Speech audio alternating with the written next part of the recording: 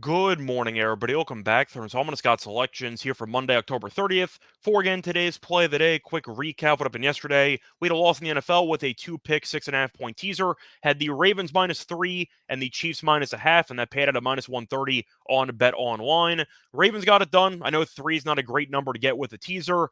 We didn't really care because once again, the Cardinals are a terrible team, and the Ravens won by 7.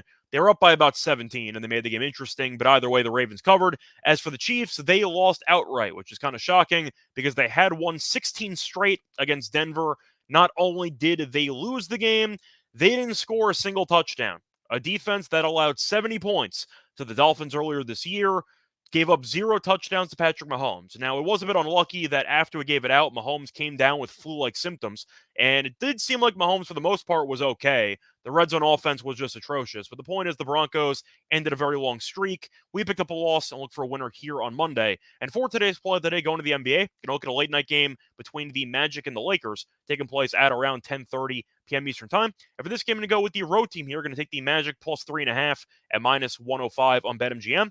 Time recording of 1 a.m. Eastern Time. Covering why we're going to take the Magic +3.5 in the spot. First reason shopping around, +3.5 is a great line. Caesars has the Magic at +2, so you're getting an extra 1.5 points of value. No questions asked. I'll gladly do that every time. Now, the main reason why I'm going to take this is because the Lakers are in a really bad scheduling spot, one of the worst scheduling spots imaginable.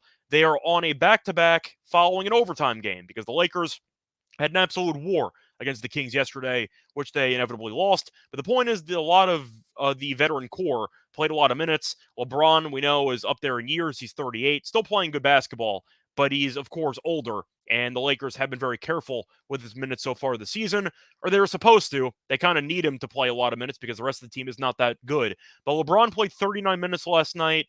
80 played 42. It's the first back-to-back of the season. I'm not sure if LeBron or AD is going to play. They might both sit. We'll see. If they do play, maybe a pretty large minute restriction. But the point is, I do think the Lakers having a bunch of minutes logged in the Sunday game are probably likely to rest some guys here in the Monday game. And I do think that's a good spot for the Magic to jump up on what could be a shorthanded team. Now, the Magic also this season have been good as they have won each of the first 2 games by at least 5 points. I will admit they have not played anybody. They beat the Rockets, who are awful, and they beat the Trailblazers, who are awful. But that Trailblazers game was on the road, so the Magic have gone on the road and won outright already this season. Not sure if it's going to matter for this case, but once again, it's mostly a scheduling spot for the Lakers. But I do want to point out the main flaw with the Lakers team this year is basically the same flaw as last year. This team cannot shoot, especially from the outside. We know last year the Lakers had some issues addressed at the trade deadline. This year, they can't shoot. To go through the shooting numbers here, the Lakers are shooting 25.9% from three, which is the worst in the entire league. And to think of just the guys in the supporting cast who shoot a lot of threes, Reeves has been awful. Russell's been awful. Prince has been okay.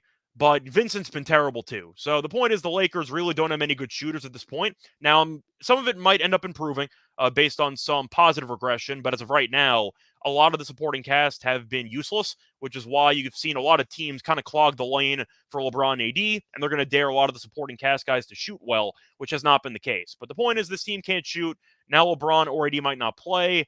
The Lakers have problems. A lot of them. And I do think they're going to have to do some roster overhauling during the course of the season. But to go through numbers last year, the Magic were actually very good as a road underdog. The Magic were 21-15-1 ATS as a road underdog last year. And last season, the Lakers were not good during rest disadvantage spots, as the Lakers were 9-13-1 ATS when playing with a rest disadvantage. I know it's last year's stats, but I will apply them to this case because we don't have enough of a sample size for this year. But the point is, the Magic are still a young and feisty team that I think can give the Lakers a good run for their money when they're fully healthy. Now in a pretty bad scheduling spot where they might rest a couple of star guys, I think the Magic might win this game outright, but I am going to take the spread just to be safe, especially when I'm getting an extra 1.5 just by shopping around. But I will fade the Lakers, an older team, one of the older teams in the league, on their first back-to-back of the season, following an overtime game. So play that once again here for Monday, October 30th. It's going to be on the Magic plus 3.5 at -105 on BetMGM. Bye, everyone.